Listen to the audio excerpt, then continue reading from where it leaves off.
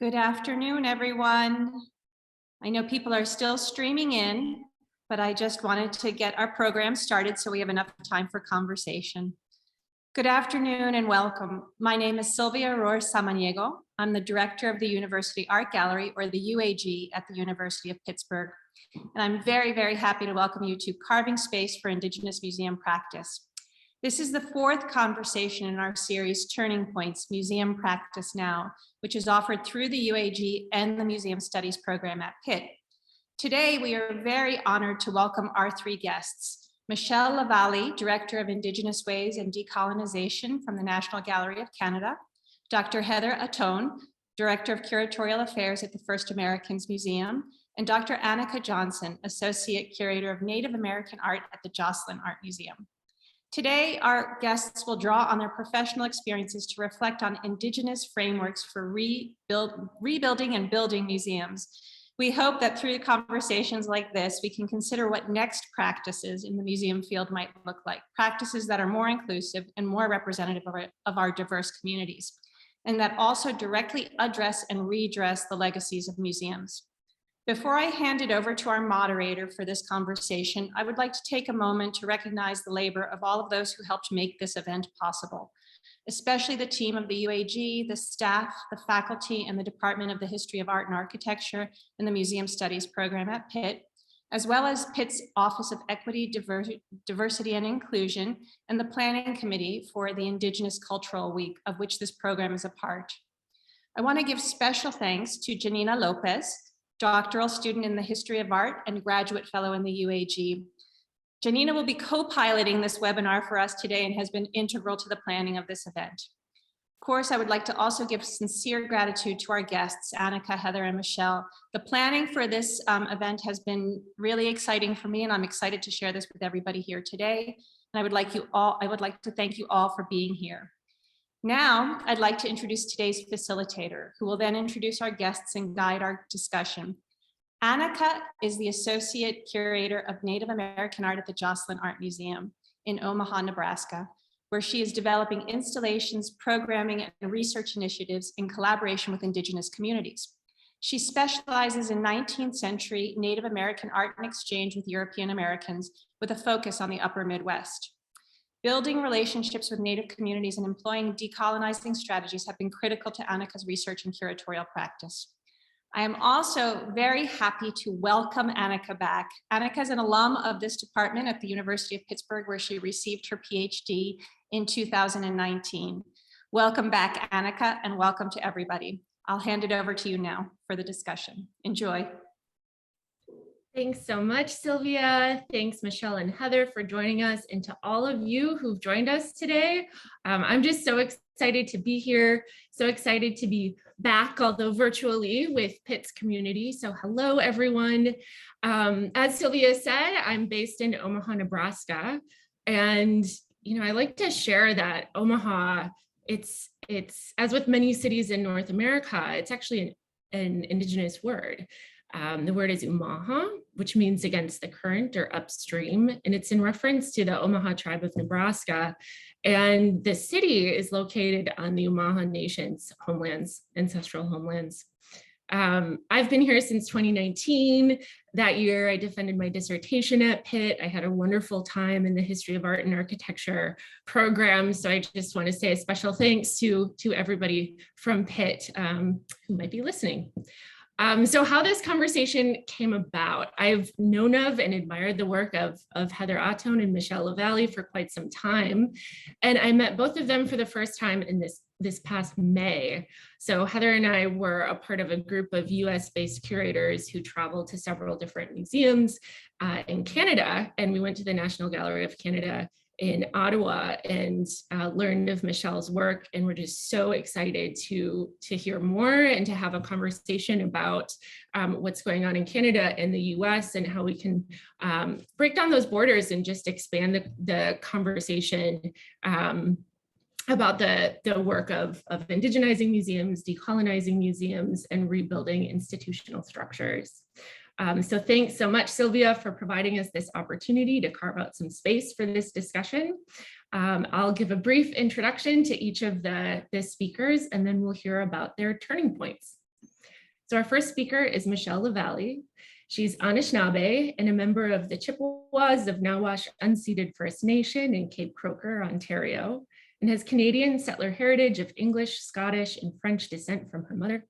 She currently holds the inaugural position of Director of Indigenous Ways and Decolonization at the National Gallery of Art of Canada. Previously, she was Director of the Indigenous Art Centre at Crown Indigenous Relations in Northern Affairs Canada, where she was responsible for the development, care, and management of Canada's oldest and only federal heritage collection devoted to Indigenous art.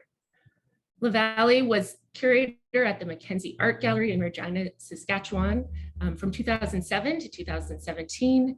And she's curated exhibitions for galleries, including a space gallery in Toronto and Gallery 101 in Ottawa.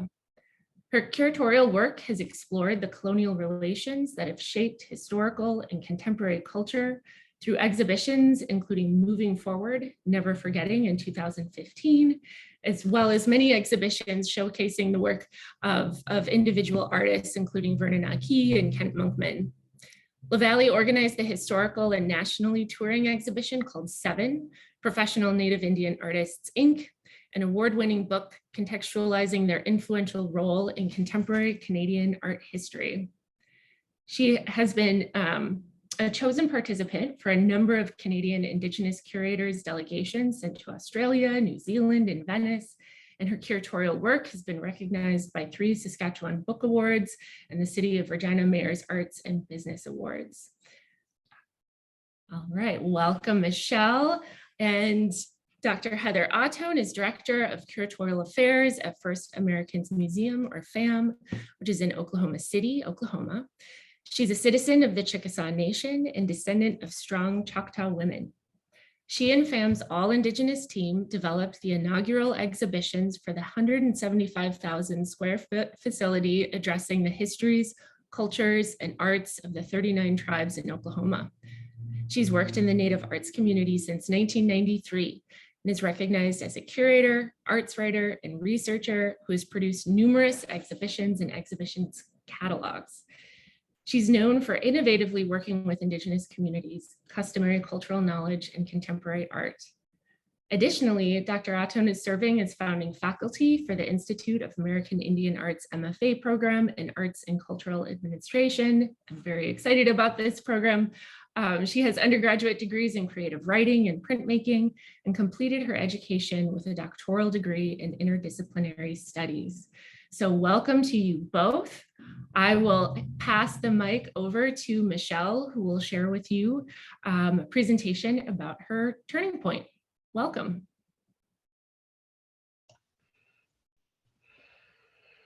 Thank you so much, Annika, and hello, Anibojo, Kuwait and Quain, Indishnakas. I welcome everybody in this virtual territory here. I'm very honored and thankful to be a virtual guest on the ancestral territory of the Seneca, the Lenape, Shawnee, Wyandot, and Osage people. I really want to thank Sylvia Rohr and Annika Johnson for inviting me to participate today in today's discussion. I feel very privileged to be in a conversation with Heather Ahtone and also to be amongst colleagues and co-conspirators and to have the opportunity to share with everybody. My name is Michelle LaVallee. I'm a mother, a curator, and an arts administrator. I'm Anishinaabe Kwe, Ojibwe. My family's from Neashingaming, Cape Croker, just south of Manitoulin Island in Ontario. I want to take a moment to pay my respects to the ancestors and the current inhabitants of the territories you all find yourselves within. Right now, I currently live and work between Gatineau and Ottawa on unceded Anishinaabe Algonquin territory. And while this might only be a few words, I think it is important to say. Thinking about territorial acknowledgements, I go back and forth, as I'm sure some of you do. I think it's good and important that we continue to take interest in and to be knowledgeable about and acknowledge the traditional custodians of an area. That would mean the nation or sometimes many nations who lived in a place before and those still living there now. And it can also be about recognizing that it is now home to many First Nations, Inuit, or Métis peoples. it's interesting how territorial acknowledgements have become so commonplace now, and that should be positive because they function as an invitation to new understandings of the connection between land and people and history. But this is why I think it's important to not just say them, but to also think about and to talk aloud about why we do this, why we are saying it, what it means when we're doing this, in other words, or more importantly, how, what follows, how it carries over into areas of both our professional and private lives, understandings and actions. And I think this is particularly important for influencers and decision makers, the folks who carry the responsibilities of programming, hiring, and budget allocations.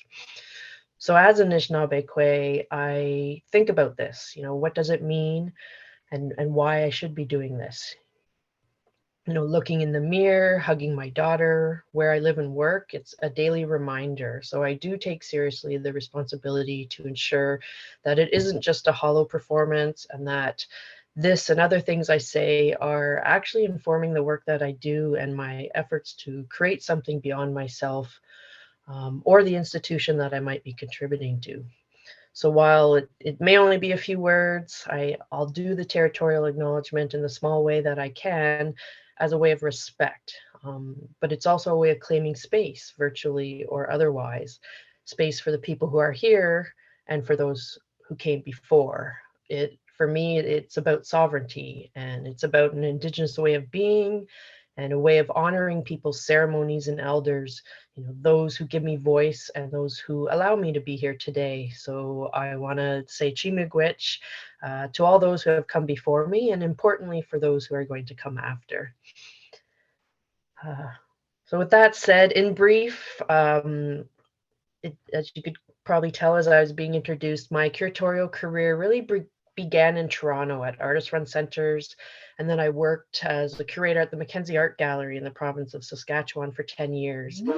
And from there, I was responsible for one of the most significant collections of contemporary Indigenous art as director of the Indigenous Art Centre at Crown Indigenous Relations and Northern Affairs Canada. And it's only been recently where I've come to the National Gallery of Canada to work in the new Indigenous Ways and Decolonization department. So reflecting on my experience as a curator of contemporary art, my interest in creating opportunity for artists of Indigenous descent has been prevalent, whether it's been in community-based organizations and artist-run centers to provincial and federal or national organizations.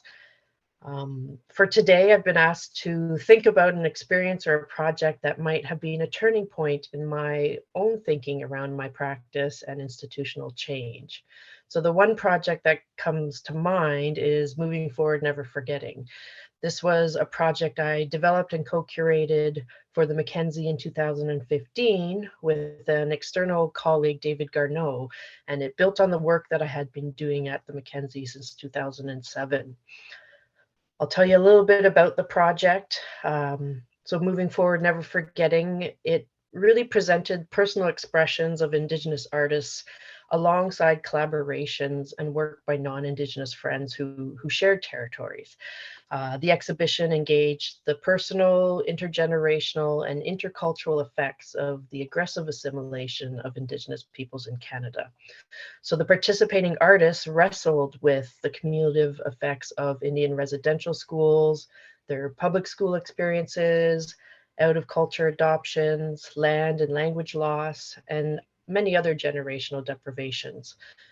Their work together presented quite a moving picture of how these government policies really distorted lives and ties with family and relationships with neighbors, both Indigenous and non-Indigenous.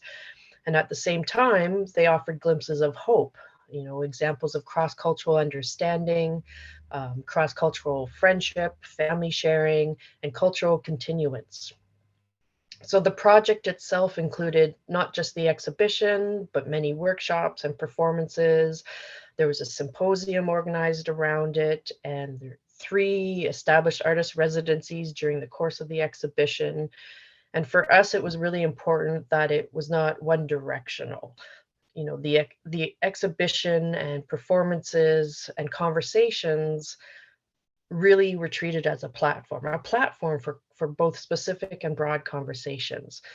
So the intent was for the exhibition and related events to encourage sharing and empathy and a deeper understanding of what it means for Indigenous and non-Indigenous peoples to co-reside. And so more than the conventional exhibition, the gallery was also animated by living speakers. We called them story keepers, and it was a new initiative at the gallery that resulted from the desire to revisit, not just the training for facilitators, but also how the gallery facilitated exhibitions and engaged with visitors more generally. Why we wanted to address that is the gallery's traditional methods we felt were not always best suited for certain artworks or exhibitions, in particular those dealing with Indigenous content or on serious issues such as the history of colonialism within Canada. And while most artwork in general is or can be open to interpretation or maybe easy to discuss through interpretation of formal qualities, it would be disrespectful and irresponsible to leave it at that for most. As we all know, artworks come with their own histories and stories and knowledge that needs to be shared, and artists and curators and educators, want to share these, and there can be appropriate and inappropriate ways to do this.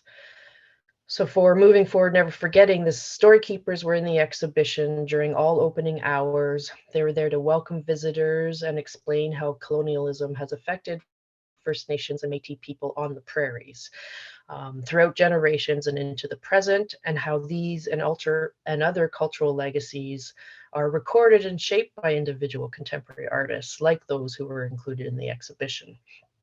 And so while story keepers had the opportunity to talk with the artists and curators and other professionals directly, what's important is these story keepers also brought their own experience and diverse qualifications, which further enhanced the position.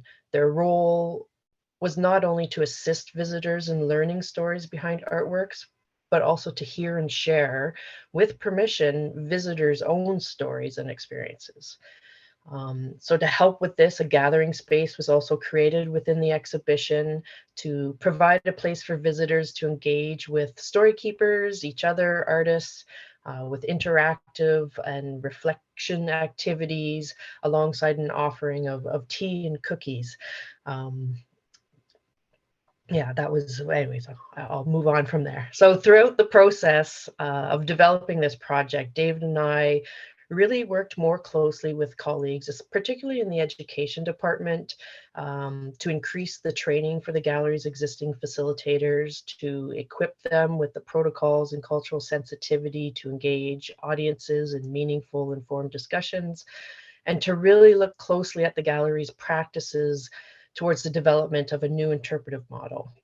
And key to this was the ongoing and long-term consultation and collaboration that really made it possible. We had the honor to work with elders and various other professionals from various fields and organizations who were generous with knowledge, advice, and provided assistance, not to mention the 17 artists who were featured in the exhibition. And so while the story keepers' efforts complemented the gallery's efforts to make content, space, and programs more inviting and accessible to more people, they and the entire project development process also helped David and I and my coworkers at the gallery learn. And the initiative still continues to inform shifts that are happening at the Mackenzie. So cognizant of time, that brings me to my current place of work, the National Gallery of Canada. So the National Gallery of Canada really has the potential to function as an invitation to new understandings of the connection between lands and peoples and histories. And you can Google it and you'll find that it was founded in 1880, and it'll state that the National Gallery of Canada has played a key role in Canadian culture for more than a century. So what to do with that? That's the big question that's on top of mind for the gallery's leadership and team. So this past February, the gallery announced the creation of the Department of Indigenous Ways and Decolonization. And the creation of this department and establishment of the two senior positions really mark a new key milestone for the gallery, possibly the first in Canada. And for me, it's really exciting to be starting at the National Gallery at such a transformational time. It really is a big deal to have Indigenous folks at the management table, and it's no small task to work within a long-standing colonial structure and to bring about change. And for me, it's about Indigenous peoples and others who have not seen themselves in the narratives of this land. And it's time for their stories to be forefront in our shared journey of decolonization and society building. So seeing First Nations, Métis, and Inuit perspectives, worldviews, and relationship to this land we now know as Canada, understanding that that's fundamental in understanding ourselves, our history, and the possible future. So I think that's a bold step by the gallery in asserting a commitment to center Indigenous ways of knowing and being in everything we do. It means addressing, fundamentally addressing and rejecting the narratives that form the basis of systems of power that we have for too long taken for granted or had ingrained in us from an early age, and reconstructing our institutional and organizational foundations in anti-colonial and anti-racist contexts. We have to ask a lot of questions and critically examine the systems the gallery is framed on and within, and reframe them on a vastly different set of principles.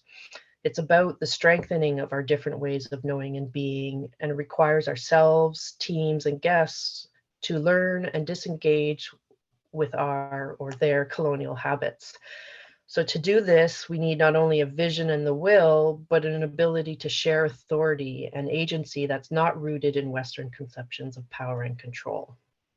So to keep us moving along this way, my colleagues and I are currently working to build capacity in the Indigenous Ways and Development team, but also ensuring the gallery is hiring more Indigenous individuals as part of the broader team, not just within the Indigenous department.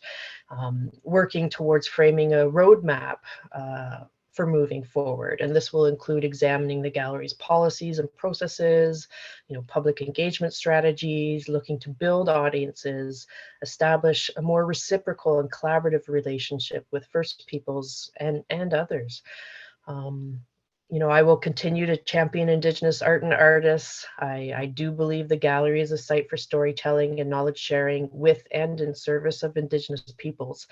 I'm invested in change and work to challenge historical and hierarchical relationships within art history and museums, towards respect, trust, reciprocity, and accountability towards a new way of engaging with people, space, and the land.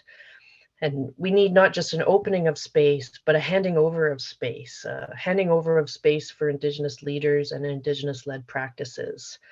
So to this end, it has been, and it will continue to be important to work together and with the existing teams to understand that this work is not a taking away from folks, but rather it's an exciting opportunity to collaborate and build upon and create something that benefits all. We really need to change the way people think, the way we think if we want to see change, and work has begun to ensure an Indigenous lens is applied to everything we do, but also that it is not a one-way relationship. It is about inclusion, diversity, accessibility, a lot about listening, a lot about collaboration, a desire to build up a sectorial practice of collaboration between areas of expertise, not just within curatorial or within an institution, between departments, but also with other external colleagues. So central to this process is asking, how we're opening up the space to other voices, and how are we going to listen? I think the commitment the gallery has made is significant, and it's meant to amplify the voices of Indigenous artists, curators, scholars, elders, knowledge keepers, and other creative and cultural producers. And the establishment of partnerships with individuals or organizations and communities who are already well established in best practices and have extensive expertise in areas that's integral to support the gallery and the Indigenous Ways and Decolonization Department during this transformative period, and potentially ongoing as we push forward towards the development of forums to amplify and support voices and cultural carriers. We're looking towards frameworks of better accountability and inclusion and concerted thinking on advisory engagement. It's common, as we have seen, Indigenous stakeholders are often brought in to consult only on a narrow range of issues or related to specific Indigenous elements only. And this model doesn't address larger structural issues that mostly remain unchanged. So we need to look at new frameworks and protocols and ensure an active and responsible collaboration can be woven throughout all the work that we're doing. And shifting and transforming ways of seeing histories of Canadian art requires more than a commitment to an additive process, but it also requires a systemic change that includes, acquisitions, curatorial education, all the areas in the gallery. It's really about an interrelational way of knowing and working. Through the visual arts, the gallery can nurture interconnection across time and place.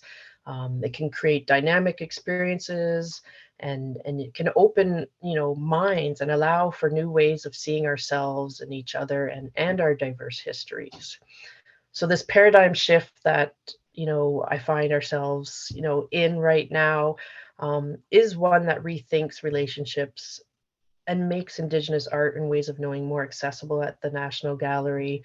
It is a new challenge and it's exciting, if a bit daunting, working to disrupt, roots in a colonial museological practice, that's no biggie, no pressure. But I do believe it's possible. And so, to this end, or, to finish off here, I do believe the work that we are all involved and implicated in is significant and important, and sincerely do hope it can incite broader change as it points towards the work that still needs to be done if we are to move forward. And for me, it truly is a privilege and an exciting opportunity to work alongside my respected colleagues to build greater networks of awakened solidarity and to help fuel the movement of resurgence and decolonization, through our contribution to the transformation and future forward direction of the National Gallery, but also beyond. But to do this, I need help, we need help and support. And I very much look forward to continuing and to new conversations with many of you, and especially to learning and listening. So Chimigwich, thank you for listening.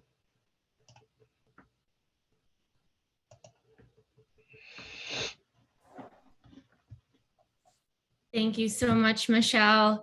I'm realizing I should have read Heather's bio now while she's preparing to share her turning point, but I'd just like to say thank you, Michelle. There's so many threads in there that I want to continue as we engage in a conversation after Heather's presentation. So with that, I want to welcome Dr. Heather Ahtone to the stage. Well, thank you. Beautiful words, Michelle, as always. And I just want to thank Annika and the folks with the Turning Point series for inviting me. Sylvia and Janina have been incredibly gracious hosts for navigating all of our preparations for the conversation today. I'm really appreciative of the invitation that allows us to consider in conversation how we have experienced these turning points in our careers and how those have led us to be able to do the work that we do. You're looking at First Americans Museum, and this is obviously an amazing space, as you can tell, simply from the architecture, which is in and of itself quite grand, but also we've done something on the interior that I think is worth visiting. And I just wanted to share a little bit about my experience with Indigenous art.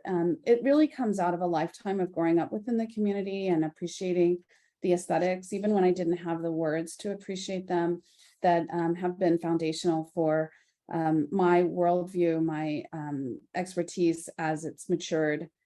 And my work has been located in and centered from Oklahoma since 2006, when I really made the commitment, having worked in the arts community since 1993.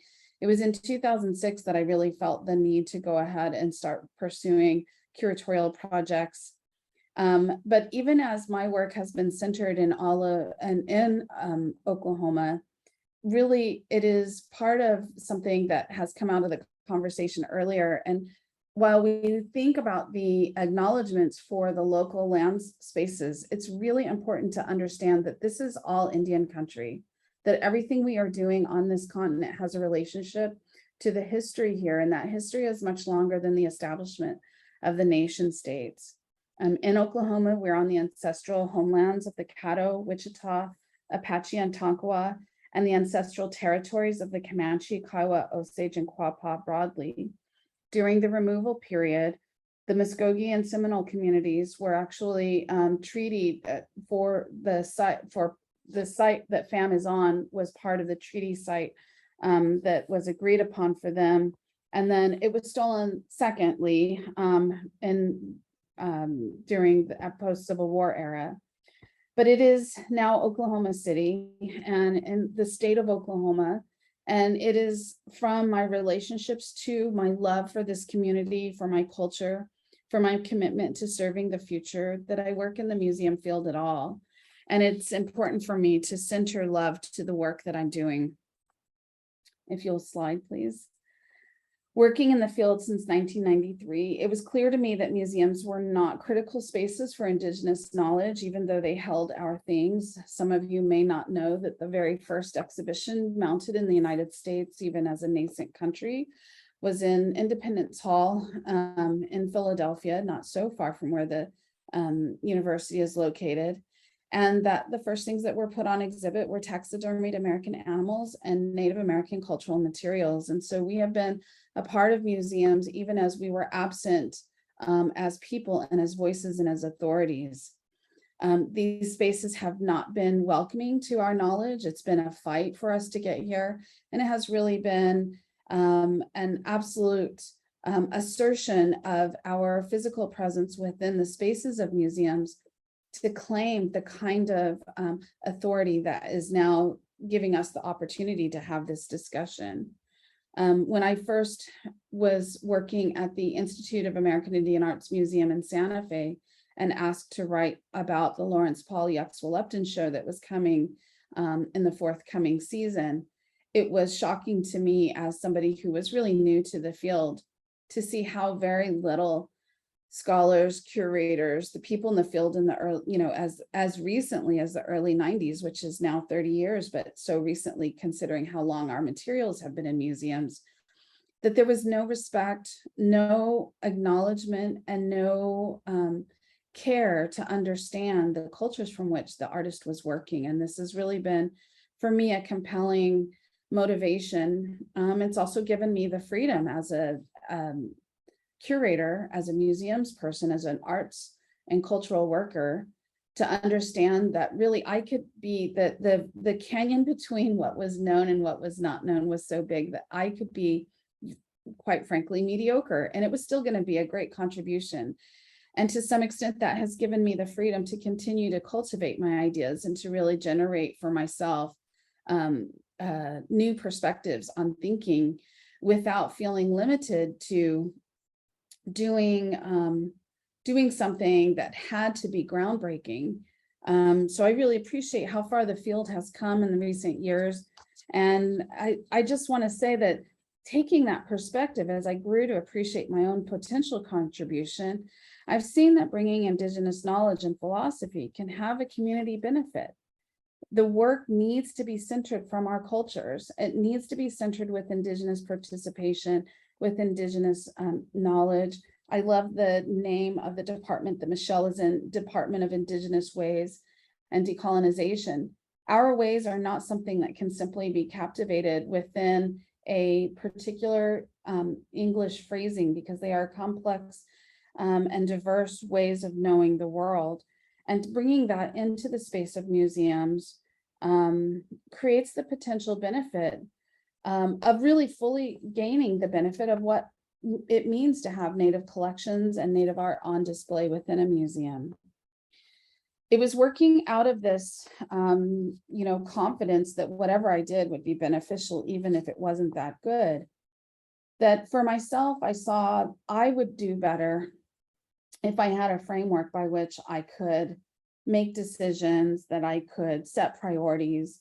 And as I have continued to refine it and use it, it's also been a way for me to gain a perspective for how to be a leader within my department, within our community.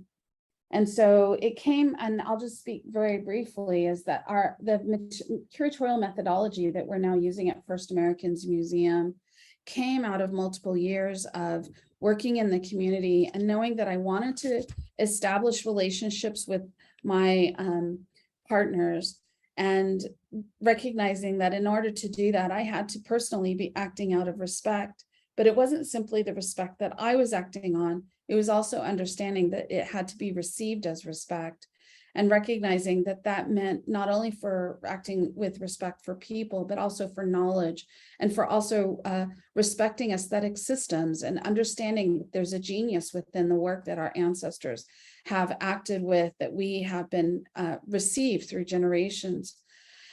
It is also acting out of reciprocity as a practice in every level, meaning that as much as, and I have distilled this to express the reciprocity, which is perhaps the most intangible of the core tenets with which I'm used in my methodology, that reciprocity really reflects that as much as I want the people with whom I work to do their very best, I have to act in my very best capacity to support them and their needs. It doesn't mean it's transactional. It does not mean that there's a way to measure what is my best versus what is their best. It is simply knowing that we come to it with the same will, beneficially for all parties involved. And it is through respect and reciprocity that I find that we build the strongest of our relationships. Those relationships are clearly and evidently with community members, with tribal leaders, with representatives from various constituencies. The people part is self-evident, but it's also important to think about how we are building relationships with the objects, that we're building relationships with the knowledge, and that understanding that to do all of this helps us to enunciate and clarify how we fulfill our responsibilities. That when we understand what those complex relationships are, that we're allowed to speak with some confidence about the tribal knowledge with which we work, and to practice all of the other core tenets as we build our responsibilities to our community members, donors, supporters. So at FAM, we're drawing inspiration and guidance from our ancestors, but we're trying to forge a path that is creating a future for future generations. As Indigenous thinkers, we're centering our cultures, including our philosophies and knowledge. And we center our community members with who we work, and especially the artists, as the authorities that contribute to and guide everything that we do.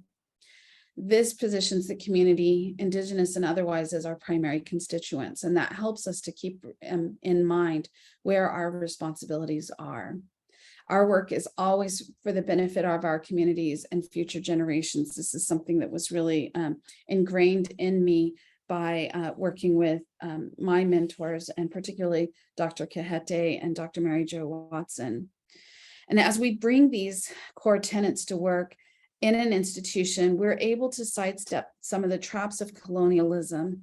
And at FAM, because we're a new museum, we've really been able to aggressively assert Indigenous priorities within all the work we do, including our collections policies, where we have made a very bold statement that we will not accept or collect things that were stolen from the graves of our ancestors, that we're not going to work with things that might be subject to NAGPRA without the active, intentional presence and participation of the communities in the process, so that we're following their lead as we do our work.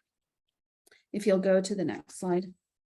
Working in Oklahoma is a very complex system that requires us to think about Indigenous knowledge and philosophies. Our work is interdisciplinary, and this sometimes makes it very difficult for people to understand, for instance, our museum. And you're looking at a bird's eye view of our museum. There's a clear east-west axis and a north-south axis. And today the sun rose straight across on the east side, the left side of the screen, and pass through our remembrance gates right over our mound as part of its natural movement in its solstice solar cycles. But working as Indigenous thinkers, it's important for us to incorporate star knowledge, plant knowledge, our relationships with the earth and the materials that the earth gives us to work with, the natural cycles of the sun, the stars, our families, our communities, the seasons, and to understand how we exist in reciprocity and respect within our relationships. And that is the people that I've just described, but it's also understanding the other beings that carry life in its active ways. And working at First Americans Museum, we continue to think forward and see how we can aggravate to a certain extent what are the museological practices that have been sustained through the hierarchy of colonialism. In the next slide. Now, working in Oklahoma is a unique and complex environment. So while I say that I have been working at home and within my community, the community here in Oklahoma, as you can see, we bring people were removed from the Atlantic to the Pacific and from the Great Lakes to the Gulf of Mexico.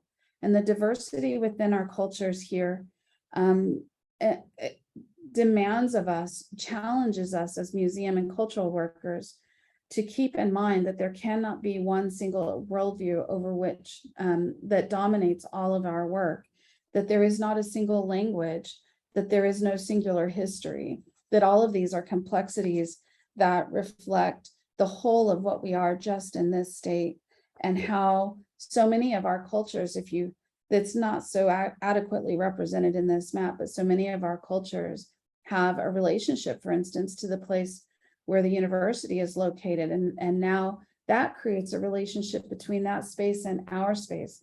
And I think it's enacted through this very webinar. At FAM, we've really been able to create a curatorial vision that must be multi-sided and have the capacity to flex to whatever challenges are presented culturally or structurally to the project. And our project was built under the most amazing challenges. I was hired with 38 months to create, conceptualize, design, fabricate, and install 26,000 square feet of gallery space addressing the histories of 39 nations, as well as receiving a significant loan of almost 130 objects from the Smithsonian's National Museum of the American Indian. I was blessed to have an amazing team to work with, and that team comes from, they were all tribal members. And if you'll go to the next slide, you can see here, each of these nations, not simply tribal communities, but nations which have the right to make decisions about their own representation and how they wanted to be seen within our museum. Of course, we had to carry the responsibilities of building that framework and figuring out a mechanism that could be flexible to the needs of each community. But we are tribes that use a method that include a representation from the Algonquian, Athabascan, Caddoan, Dagiha, Chiwere, Iroquoian, Muskogean, Plateau, Tanoan, Uto-Aztec, and linguistic families. Each is a sovereign nation with distinctive tribal leaders, cultural practices, protocols, and these were all things that we had to actively learn through the process of the research we were doing.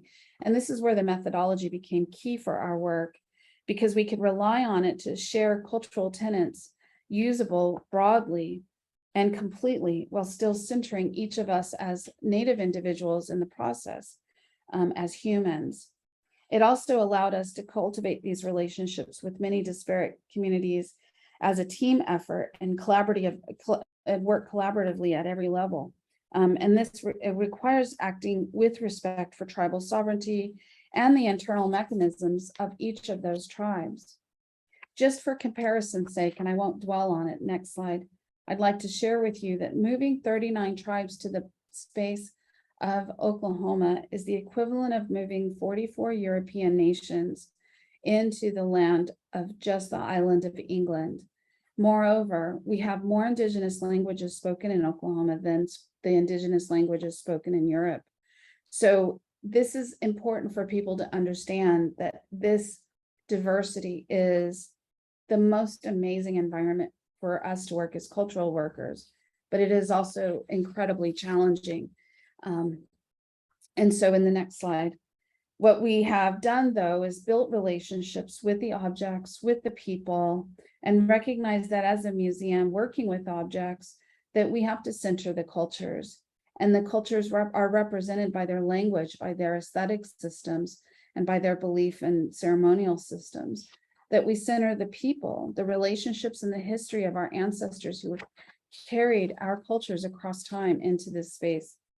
And part of that for me personally is centering kincentricity and recognizing that relationships between people, but also between the objects, our languages, and otherwise is part of how we create the sort of energy, the fusion that generates the life that is the lifeblood of our museum. These are images that you are seeing that we recorded when we connected the objects, a select number of objects from the Smithsonian with the descendants of the people who made them. And those objects, next slide, are represented in our Winneco Life of an Object Gallery, for which here you're seeing the first section where we look at the creation, where we explore the colors, the aesthetics of the objects and the design materials of the objects, and really celebrate them and place them as best we could into a culturally guided environment. So what you're looking here, the borrowing from the genius of our ancestors, we borrowed design elements from the objects themselves to use on this text panels. We also worked with the communities to reassign their indigenous names as the first terms that you see with the objects. And the objects are placed in casework that across the whole length of the 8,000 square foot gallery actually forms an infinity symbol to reflect the infinity of our cultures. And within those cases, the backgrounds in the front are, as you see here, is the color of dawn and that moment of prayer when we remember that each day is a blessing and a gift. We also in this space curated an audio playlist, and that audio playlist certainly for the visitors is something that many have remarked that they enjoyed, but it also was intentionally something that we wanted for the objects. We wanted the objects, even if the gallery was empty, to know that we were happy to be hosting them and caring for them.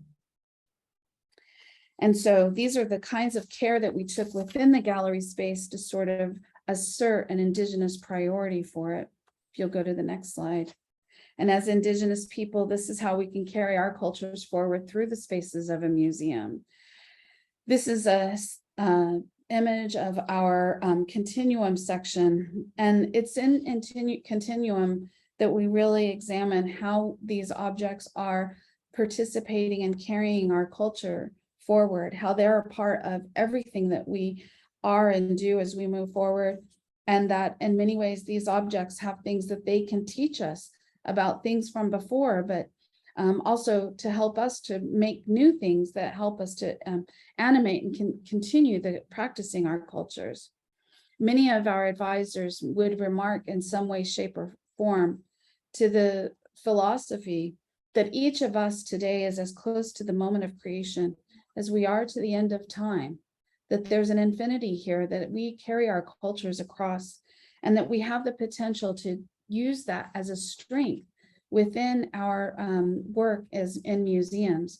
And the background in this back section is really the space, the color of dusk, right before the sun starts to go down, and the casework is the color of the cosmos right before it goes absolutely black. We believe that in every choice that we made within the gallery, that we are creating the potential for our cultures to be represented within a museum, communicating that even if it's a very subliminal level and perhaps even intentionally subversive, for our visitors to come into this space and be decentered from the sort of white male heteronormative perspective that's often used presenting cultural materials and asserting an Indigenous philosophy as a priority. It is fundamental for me that I believe that museums have the potential to be sites for social change, that we are considered to be a reliable source of information, and that we can take that and use it as a mechanism creating a space for place to support the future of our cultures and our communities. And by this, museum workers have the potential, significantly so, to be good ancestors for those who will come into these spaces far after we've vacated them. If you'll go to the next slide. I just wanted to acknowledge today on the solstice that we are in a unique place where we are in the annual cycle, bridging our past with our future. And I feel very confidently when I say that this is where I sit in my personal life and in my professional world. Using this methodology that I've described centers Indigenous knowledge and values in concert with holding love and relationships as a motivation. Love is absolutely for me sort of the gas that runs my engine, that it compels me to continue doing my best within this field. And without being afraid that maybe my work is not the most important, I know that for every day that I'm able to do this work, I'm creating space and holding room for those coming behind us who will probably be much smarter and do much better, but hopefully they'll appreciate the work that we've done to date. Thank you. I appreciate the time today and I appreciate the conversation. Thank you so much, Heather. Michelle, welcome back to the stage. So we have time for conversation, and I noticed a lot of parallels in the ways that you are each approaching what are really massive projects. I mean, what you're doing, like you said, it's a lifetime of work, and there'll be a generation that will continue that work. There's really no template for what you're doing. You're completely rethinking institutional structures, rebuilding institutional structures, reworking them, reconceiving them. And, I'm thinking about my own role as a curator. We talk a lot about assessment at the museum. And as you were both speaking, I'm wondering how do you know that this is working? Because in the ways that we've assessed the success of a program or of an exhibition, et cetera, it's all about visitor count. Have we met our fundraising goals? These sort of quantitative measures. And I don't even know if the word measure is what I'm looking here, measuring success. But how in your work do you each know that it's working, that building these relationships is working and it's meaningful and the change is happening that you want to see? Michelle, do you want to take that? Because I have a response, but I'm certainly happy to defer to you. No, you go. Oh, you go first. Well, I mean, so I can tell you that with a great deal of confidence. We just wrapped up our first full year just last week, and on Sunday was actually the 1-year anniversary of opening our museum.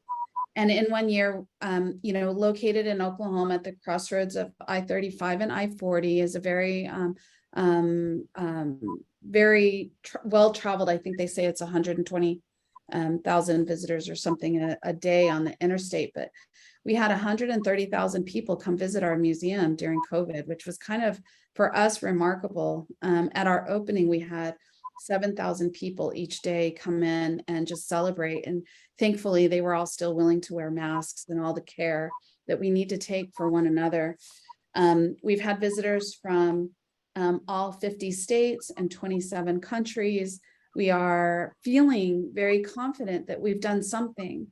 But what you're asking is a very important and critical comment, which is, how do we measure and create some kind of an assessment?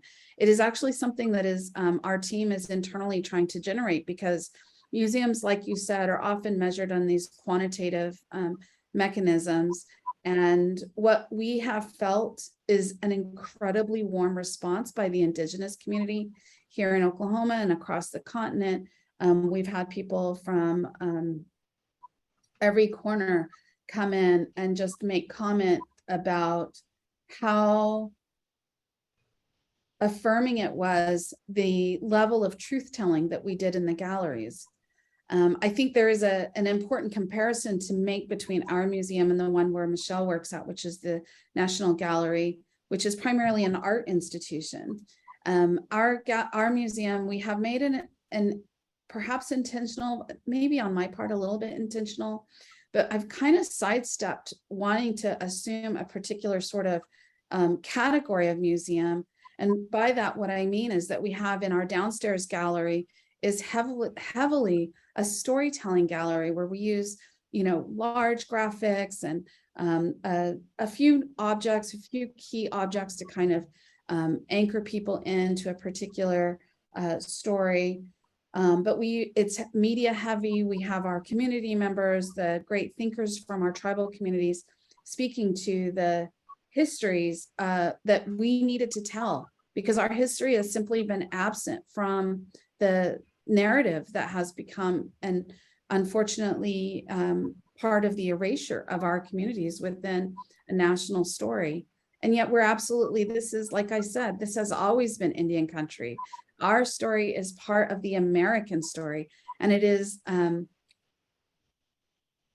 trying not to swear. It is incredibly annoying how many people come in. And it's annoying that they come in saying, I never heard this story. But I am grateful that they came in, and I'm grateful that they're listening to the stories as we're telling them and absorbing some of this. One of the comments that we've heard from community members, and not necessarily Native community members, but we're a state with 39 tribes and more Indigenous languages, as I said, than Europe. We've had people come in who are like, I thought they just spoke Indian. I didn't even know they all had their own languages. And as ignorant as that might be perceived, this is how our story's been told, right? So people haven't necessarily misabsorbed the information. They were just told bad information. And so for us to be able to communicate that without making people feel like we don't appreciate them, we don't value them, this for us has been enough for the first year to kind of keep our motivation going. But we absolutely are seeking out, in a manner of speaking, what we've got to do is we've got to indigenize the assessments. We have to figure out how to take and assert our priorities and our cultural values in a way that we can measure them. And this is something that we're working on, but it's not something that exists for us. And I'm interested to hear what Michelle thinks about that for their museum and the museums in Canada broadly, if there's anything that you've heard. But I know we've mentioned this before, and it's a challenge. Yeah, I think how I would respond is echoing a lot of what Heather's saying, and how do you know it's succeeding or making a difference? My first reaction is, I don't know, I'm not sure, right? Because we're in it. But I think, seeing people, going into these spaces, engaging in Indigenous programming and activities, the affirmations from Indigenous communities about what it means to them, and the even just being invited into these places that traditionally maybe they weren't invited or celebrated. I think that is a good indication. Also the response, as perhaps annoying as it can be, this maybe non-Indigenous folks who are hearing these things for the first time, which in some ways is unbelievable, but unfortunately believable. But then them walking away feeling like it meant something, and it's shifting, or at least opening up the possibility for them to think differently. So I think those are indications.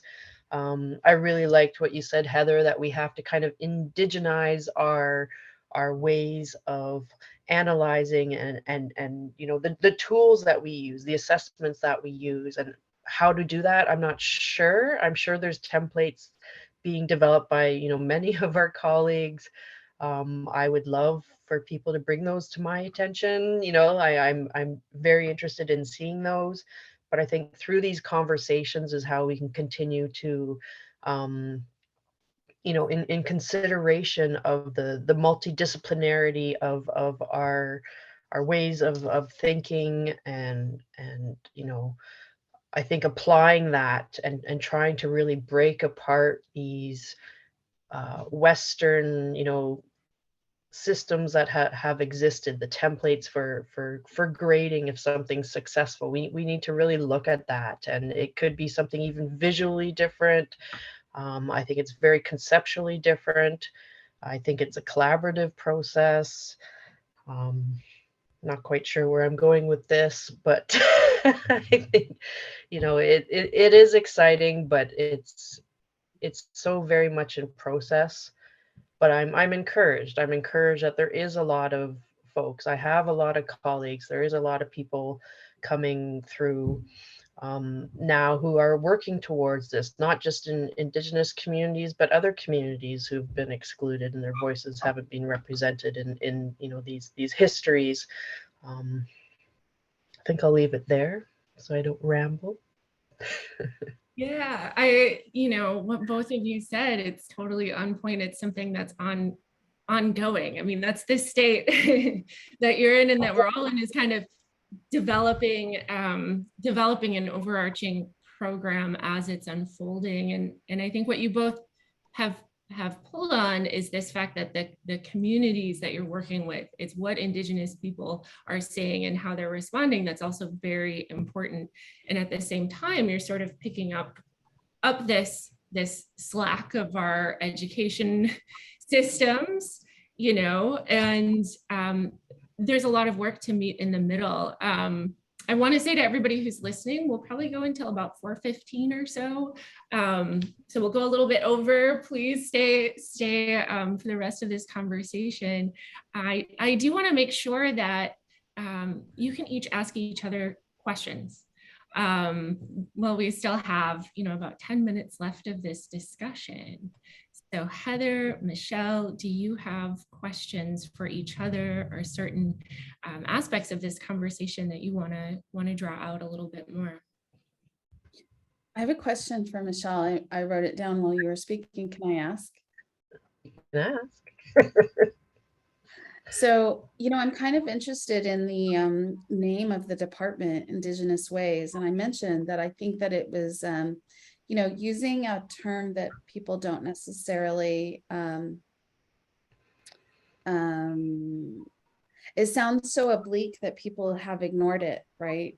But we also used it within our Winneco Life of an Object gallery, and we just termed a section Our Ways because we couldn't figure out an English word that really succinctly expressed how cultural objects hold knowledge, carry knowledge, participate within the cultures, and become extensions of our family and intergenerational like conduits for our cultures. And I wonder, that was our intent of using that term within the gallery. And I wonder if you have any insights into the selection of that term for the department and how it might be implicated within an institution. Mm-hmm. Great question. What I can say about that is I personally wasn't involved in the decision making around that. When I was asked to come on board, I had some comments about the title. It was supposed to be something different before, but my colleague Steve Loft, who's the VP of the department, and I had some very strong feelings about certain words that get thrown around, particularly in government or arm's length government contexts. So trying to, you know, come up with something that reflected the gallery's strategic plan and commitment, while also being something that as Indigenous professionals we're comfortable with standing behind and working within. I think, you know, it was a bit of a it was a short conversation because it was they were like, okay, yeah, no, we don't have to use that word. So I think that's helpful. I think within, you know, as you say, this idea of Indigenous ways, why I like it is it is open, and I think it can be adapted and speaking to many people, definitely the multi, you know, nations within Indigenous, that big umbrella of Indigenous, but even beyond that, right? It's kind of our ways of working and our diverse ways of working and finding ways to collaborate and communicate and share around those things. I think it's interesting for me. Like I don't have a specific question for you, Heather, but I think it is important to look at, yours is an Indigenous institution. I see it as Indigenous. The majority of people who work within the institution or the organization are Indigenous, and how much that it's quite different. Whereas, I've been working in colonial institutions, motherships of colonial institutions, and they're not Indigenous institutions, and you kind of have to occupy the space, and I'm definitely not the first person who's trying to occupy the space. There's many before me. The Indigenous Curatorial Department has existed at the gallery for quite some time. So we're trying to build upon and uplift the work that has been started, but it is really important that these senior positions in management have been appointed, and that a team, the development of a team has been dedicated to kind of broaden that scope and support what is often usually only, a handful, if that, of Indigenous individuals. It's a lot of weight to put on people. So I think it's important to, it is kind of different context we're working in, but I personally do like to look at Indigenous organizations to kind of also reaffirm, like, oh no, this does work, and people do want this, people are appreciating this, we are moving in the right direction. And I don't think the goal is to turn the National Gallery into an Indigenous institution. I don't know if it's possible to completely decolonize, but I think we're going to try and create something different that makes us feel good and makes those coming. I really liked what you said about, the potential for us to be good ancestors for those to come. And I think that's something that's really poignant and important for both Indigenous and non-Indigenous museum workers or institutional workers, gallery workers. Well, you're right. I mean, at First Americans Museum, we have a majority Native leadership, all the way from the board level through the senior leadership, through the departments, with an 88% Native staff. And that is that's incredibly unique for the fact that we're not actually like a tribal museum where we're working centered within a particular tribal community. We're also not, we're a public institution, but not supported by, some inherent, like we're not connected to a national museum system or the university system or something like that. There are mechanisms internally that work quite well. And there is a broad sense, I believe, within our staff to want to do something special, to want to do something that elevates this conversation on behalf of our community members. And we take a great care with that. One of the things that was interesting to me in coming to an all-Native curatorial team, which I had never worked anywhere where there was mostly Native people before, except for when I worked for my tribe, and that was a long time ago, but was that I thought perhaps working with all Native people would be a good, and it is a good environment, but you don't sidestep the fact that it's still a lot of personalities. And while we are all Native, we come from a lot of very distinct and separate worldviews and Genesis stories, and patriarchal versus matriarchal, which is not chauvinism and feminism. It's just a priority in the customs of decision making and responsibilities and such. These created for us and our institution this last year of being open, and we have wrestled with some really serious topics, trying to figure out how to take care of one another in a museum space that, we've had some internal conversations. Can a museum ever really not be a colonial space? I don't know. We're pushing that envelope and trying to make it as Indigenous centric as possible. But museums come out of a history of colonialism and hierarchy and control and dominance. And I don't know that we have completely avoided all of that. So these are things that we're wrestling with as we're trying to still do that good work. And I appreciate your comment about it.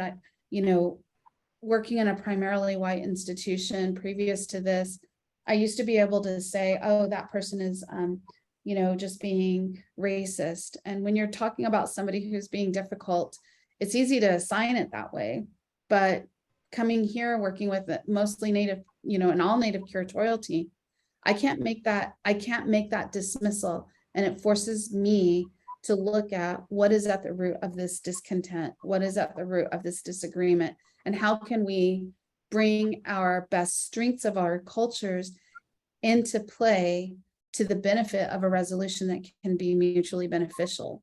This is something that it's almost easier to just go, oh, they're just racist, or the system is racist, system doesn't value me.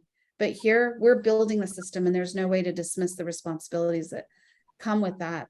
Ask me in 5 years where we are. Maybe I'll still be here. I don't know. And I think that's great too, right? Like, as you say, it is important. Like, how do we care for each other? Not just as Indigenous people, but within, where you're working, how do we care for each other but are open to having those conversations? I know you had mentioned her earlier, but I do believe the ways, there is different systems and philosophies for coming to decisions and working together and communicating. And Gante Horn-Miller, what she talks about in consensus building through that Haudenosaunee perspective, I think like that's something incredible that you don't see in institutions. That's not how decisions are made. But why not, right? There's a lot of sense to that, and there is a lot of care and respect built into those ways of working and those ways of thinking. So I'm really interested in listening and learning more about all these ways, and then trying to work with people to figure out how best to apply that to the work that we're doing. It's been a pleasure, Michelle. Thank you. And Annika, thank you so much. So much. Yeah, thank you. I want to keep the conversation going for much longer. I am going to just stretch it out a tiny little bit, because you've both spoken about, the importance of the next generations and of how what you're doing is really for the next generations. And within that, we have a whole new group of young professionals, and a lot of those young professionals are Indigenous, who are going into cultural heritage work, museum work. So I'm wondering, you both are in leadership positions. You have a lot of experience, curating, working in many different aspects of an institution. What do you want for young people who are maybe studying art history, Native studies, who are early on in their careers, for young Indigenous people who are pursuing this work? What do you envision for them or want for them as they go into the institution? And is there anything you want to share with the young professionals who will be in your positions one day?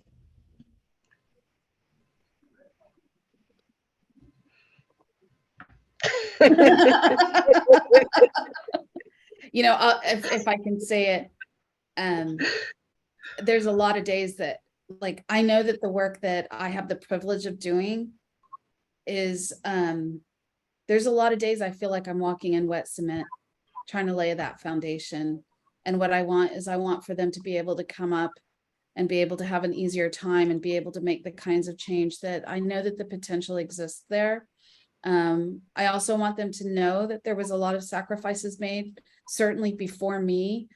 There's so many people out there that really suffered personally and professionally trying to carve out this space. And, I try to remember the work that they did so that I don't start feeling pathetic and pitiful in my own days. That some days some days it's like at the end of the day, it's just, you feel really worn down trying to figure out how to, you mentioned at the beginning of this, that takes a lot of imagination. It takes a lot of energy to create something and imagine something that does and has not existed.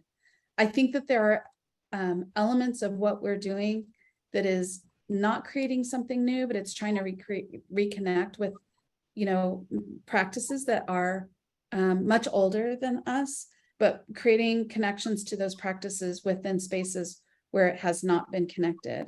And so it takes a lot of energy, and there are days that are really hard. There are days when, I'm heartbroken at the end of the day because I'm like, I didn't act with the kind of kindness that I wanted to be acting with. And I have to find that within myself. I hope that those people coming up can find a way that as they find their path in their own methodologies, that they'll remember the sacrifices that have been made to keep them centered, that they can know their cultures to keep themselves centered, and that they can value the work that we're doing within the museum as much as the value of the work that is happening within the communities and for their personal lives. And if they can find a balance, I would find that incredibly rewarding for them. I honestly don't think I can say it better. I'll just echo. I agree, and I feel the same way. You know, for myself as an emerging curator early on in my career, I had the privilege of being invited into conversations and had the privilege to work with artists who, you know, some of those forefronting artists and curators who did make those sacrifices and did literally break down doors sometimes to enable me to be in the positions that I've held in my short career. So yeah, I think to, you know, as Heather said, you know, I think it's important to remember that and to be respectful of you know, what happened before, and not to be afraid to voice what you're thinking. I think, you know, to also be careful in making sure you're not being taken advantage of. And, you know, if, you know, follow your gut. If you feel your name's being misused, you're being brought on to something in not a good way, you know, go to your support system, go to your colleagues. I think rely on each other. You know, this isn't work you can do alone. It's not about becoming, you know, that one superstar. It really is about a bigger picture. So I think, you know, stay focused on that bigger picture. And yeah, my hope is eventually it's just that's what it is. There is no kind of distinctions or need for you know, the continuation of these types of conversations. Mhm. Good words. Thank you both so much. Like I said, I could listen to you talk for hours, but I've really appreciated the time I've been able to spend with both of you and just learning from you and hearing about your experiences. So thank you so much. I'm excited to see what's in store, what's next for both of you, and I'm excited to stay in touch. And thanks again, everybody, for joining us. Thank Thank you. you so much, Same Annika, Michelle, and Heather. Thank you. We hope that all of you will be able to attend our next event in the Turning Points Conversation Series on November 10th. This is titled Queering the Archive. In the meantime, you can keep up with UAG events on Instagram at Pitt_UAG. And just a reminder that you'll be invited to complete a survey with feedback and questions when the Zoom closes. Thank you, everyone. Thanks, everyone. Thanks. Have a good evening. Rich.